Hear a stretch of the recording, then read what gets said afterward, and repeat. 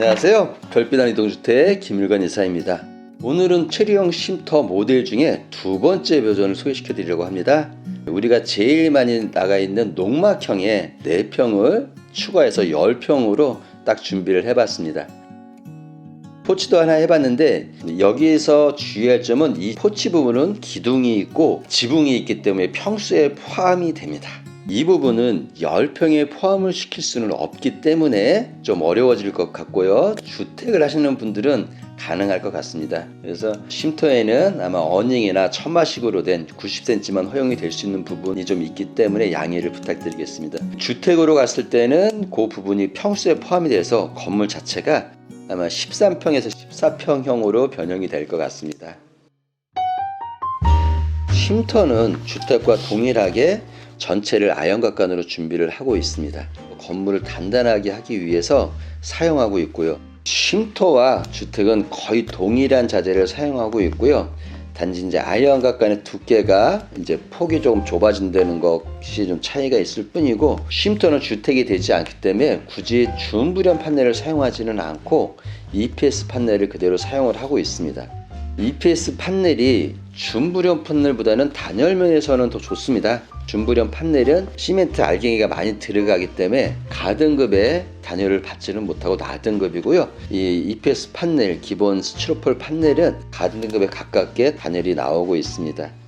단열재 안쪽의 수성 연질폼은 주택은 105mm 이상을 사용하지만 쉼터는 7cm 정도의 수성 연질폼을 쏘고 있습니다. 아마 그렇게 작업을 하고 나면 아마 남부 지역 정도의 단열 기준에 맞지 않을까 싶긴 하네요.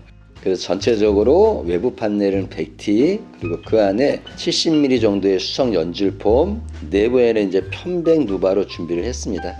전체적으로 내부를 편백 누바를 사용하다 보니까 집안에 도배나 이런 것보다는 야외의 느낌을 좀 더 많이 주는 것 같습니다. 그 부분들을 좀 좋아하시는 것 같고요. 조금 가격을 낮추기 위해 EPS 판넬에 이렇게 V40 소고를 모양을 낸 제품을 그대로 사용을 하고 있습니다. 우리나라의 모든 건축물은 처마를 1m가량 뺄 수 있는 기준이 있습니다. 그래서 낮은 처마를 하나 만들어 내부의 다락을 좀 더 확장을 했습니다. 그래야 소비자분들도 편하게 사용할 수 있고 공간이 넓게 사용할 수 있을 것 같습니다. 지붕도 거의 주택과 동일하게 같이 들어갔습니다. 125T 지붕 전용 판넬이 들어가고요. 그 아래 수성 연질폼을 저희가 다시 70mm 도포를 했습니다. 주택하고 똑같이 들어간다고 보시면 될 것 같습니다.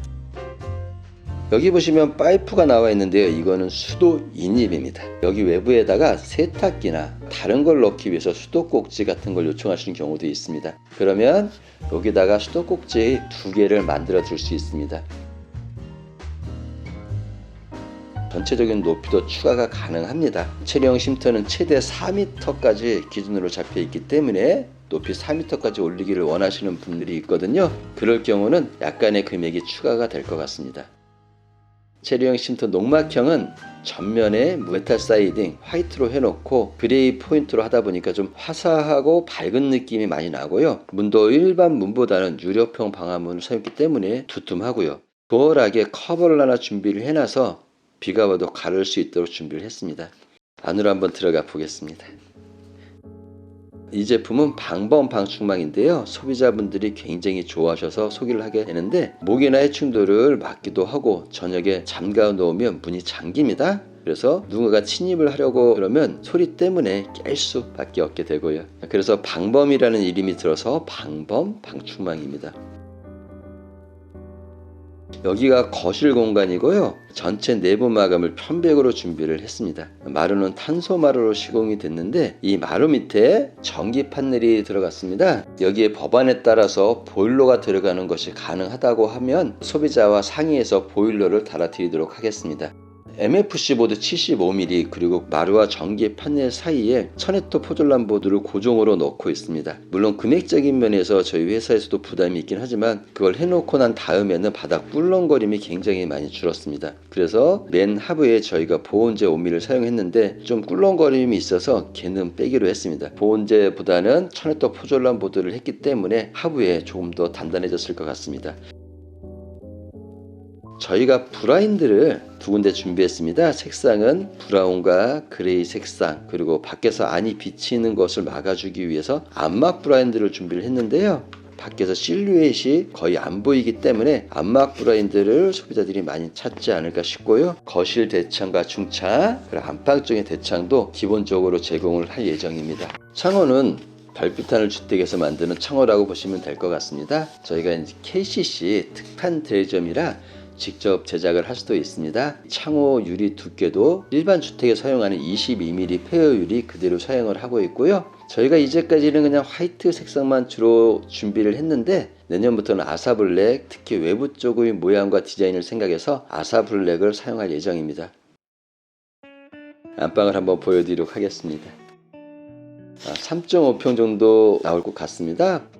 안쪽에 붙박이장 하나를 준비를 했는데요. 이 제품은 옵션 사항입니다. 붙박이장 때문에 약간은 더 좁아 보일 수 있을 것 같긴 한데 방문한 고객님들이 굉장히 넓고 좋다고 얘기를 많이 하시더라고요. 한번 둘러보시면 좋은 느낌이 날 것 같고요. 벽체 전체도 같이 편백으로 준비를 했습니다. 그래서 약간 노란빛에 분홍빛이 들어가기 때문에 조금 더 화사한 느낌이 들기도 하고요. 처음 부분에 제가 소개를 시켰는데 외부 쪽 데크를 이 방에서 바로 나갈 준비를 했거든요. 바베큐장이나 그릴장 등을 만들어 쓸 수 있게 한번 만들어 봤습니다. 다음은 주방 공간을 한번 소개시켜 드릴까요? 사일라이트 2구 싱크볼이 하나 있고요. 싱크볼 옆에 냉장고 자리를 마련해 드릴 수 있고요. 세탁기 자리를 어떻게 하면 고민을 많이 했는데 기본적으로는 화장실 안쪽에 같이 넣는 경우가 좀 있고 이렇게 쿡탑 밑에 보면 여기에 세탁기를 놓을 수 있습니다. 빌트인 세탁기를 원하시면 가능하면 놓을 수 있는데 이거는 이제 저희 마음대로 하는 게 아니라 약간의 규제는 있을 것 같습니다. 다음은 화장실에 한번 들어가 보겠습니다. 화장실이 그렇게 많이 크지는 않지만 쓸모있게 좀 만들었거든요.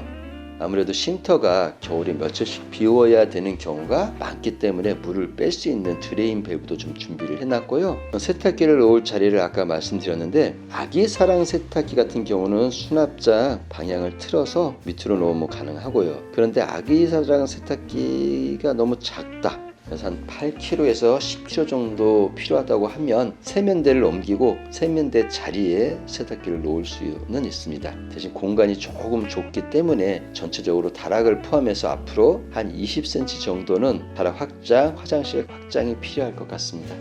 다락 앞에 계단을 준비했고 저희는 항상 이 계단을 쓸모있게 좀 만들기 위해서 수납장으로 준비를 했습니다. 밥솥 레일을 하나 준비해서 밥솥도 놓고 안쪽에 주방에 쓰이는 여러 가지 물건들이나 잡동사니를 수납할 수 있게 준비를 좀 해봤습니다. 계단 옆에 보시면 작은 스위치 하나가 있는데 밑에서 불을 켜고 다락에서 불을 끌 수 있게끔 3로 스위치로 준비했습니다. 다락에 올라가 볼까요?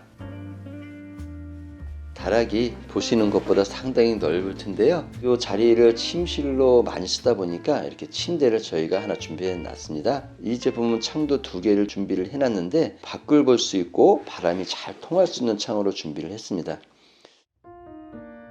이 제품의 가격은 3,580만 원입니다. 그 안에는 편백과 단열재 등이 기본으로 들어가는 걸로 만들었고요. 대신 어닝이나 현관 방범, 방충망, 붙박이장은 옵션입니다. 금액도 타 회사보다는 높지 않게끔 하려고 많이 노력하고 있습니다. 많은 사랑을 주셨기 때문에 이런 게 가능할 것 같고 앞으로 더 좋은 제품 또 소비자한테 필요한 제품으로 다가갈 수 있도록 노력하겠습니다. 고맙습니다.